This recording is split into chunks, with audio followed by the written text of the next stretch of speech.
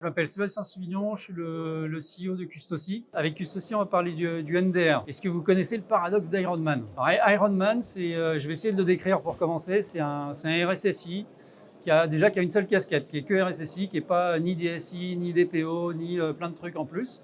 C'est un RSSI qui a de la chance parce qu'il a une équipe sur laquelle il peut s'appuyer. Il a plus que 2 demi-apprenants. C'est un RSSI qui a du budget pour investir dans les solutions de cybersécurité. C'est un RSSI qui, en plus de ça, est à l'écoute de son management. Et Iron Man, derrière sa feuille de route de montée en maturité cyber, il a confiance en lui, il a confiance en son organisation parce qu'il a des firewalls avec des règles les plus strictes. Il a le meilleur EDR du monde. Pour autant, on a vu que SolarWinds, c'est une attaque qui a duré 14 mois, concernait des RSSI qui avaient de la chance, qui étaient des Iron Man, des fournisseurs de la défense américaine par exemple.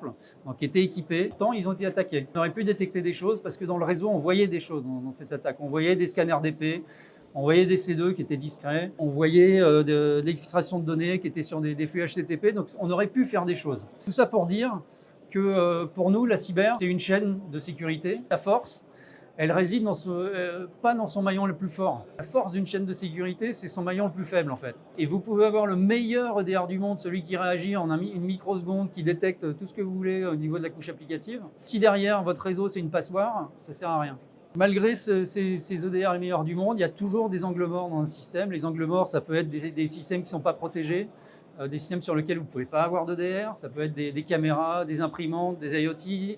Dans les hôpitaux, on parle de chariots biomédicaux, par exemple. Et ça peut être des systèmes non gérés, comme du Bring Your Own Device. Puis après, il y a la famille des systèmes qui sont légitimes mais compromis. C'est-à-dire un EDR contourné, une fameuse clé USB qui va dans un laptop. Donc tous ces systèmes-là font que vous avez des grandes passoires dans le réseau. Et on aura beau mettre du périmétrique avec ces passoires-là, il y a des vulnérabilités.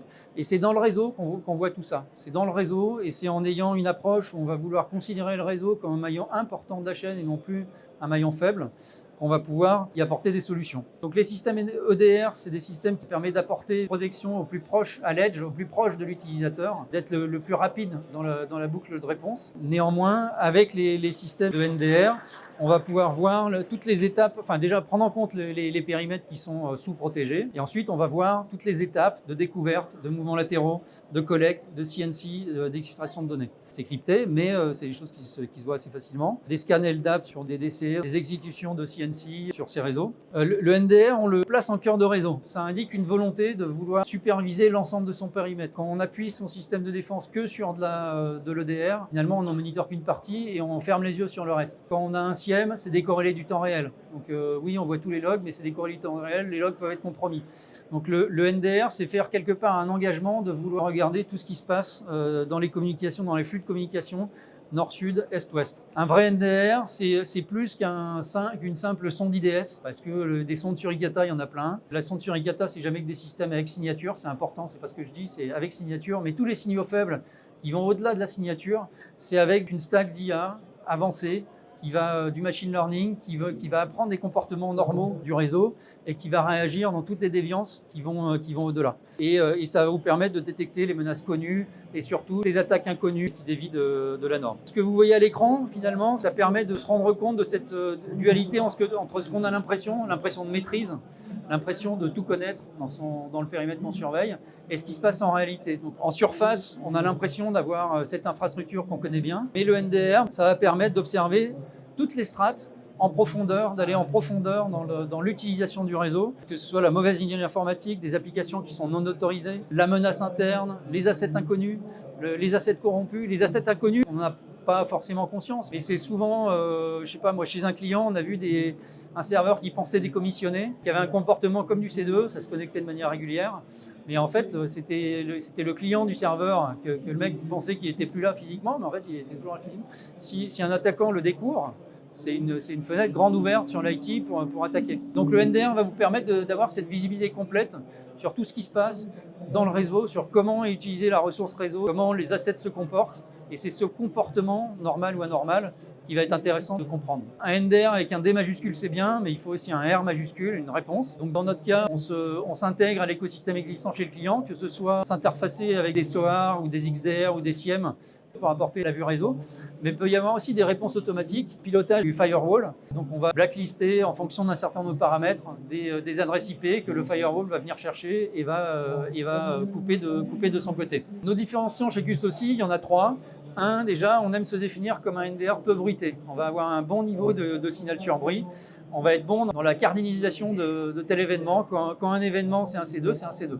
Point. Et on va essayer de filtrer tout le bruit de manière à ce que l'analyste, son travail soit facilité, soit accéléré dans la réalisation qu'il se passe quelque chose.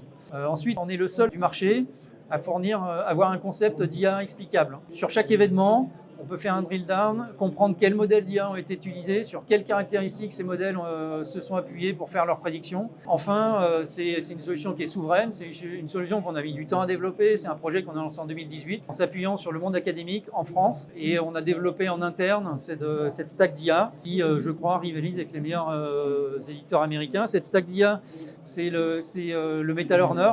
C'est une approche communautaire, une approche collaborative des IA, c'est-à-dire qu'on va faire travailler en parallèle un certain nombre de modèles d'IA. C'est un mix d'IA supervisés à plusieurs échelles de temps et d'IA non supervisées. Alors les IA supervisées à plusieurs échelles de temps, comment ça marche ?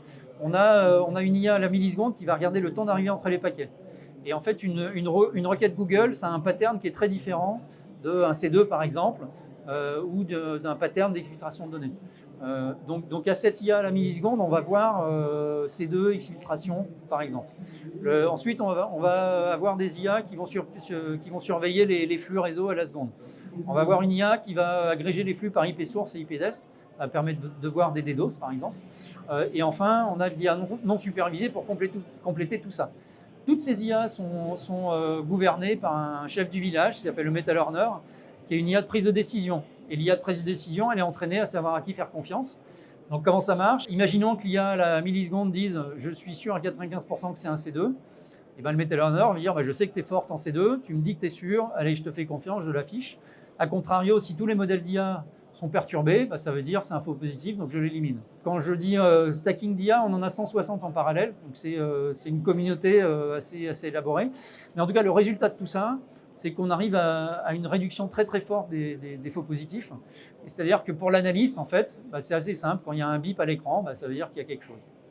C'est ça la promesse. Et surtout, au-delà de ça, ça détecte. Ça, c'est le résultat d'un benchmark fait chez un client qui avait 1500 assets. Benchmark face à une interface sur Ikata. Un pentest en fin de POC.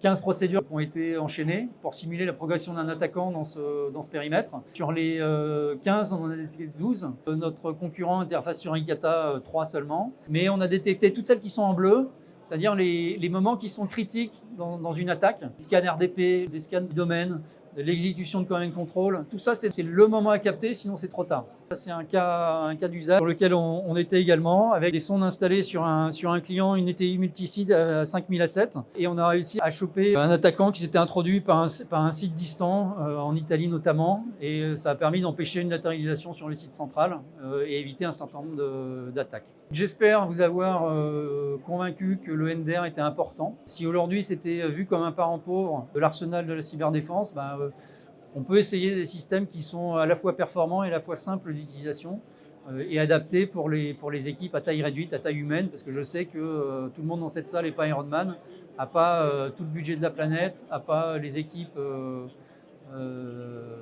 très fournies comme dans des grands groupes. Et donc nous, on essaye d'apporter notre pierre à l'édifice pour apporter ce service aux ETI.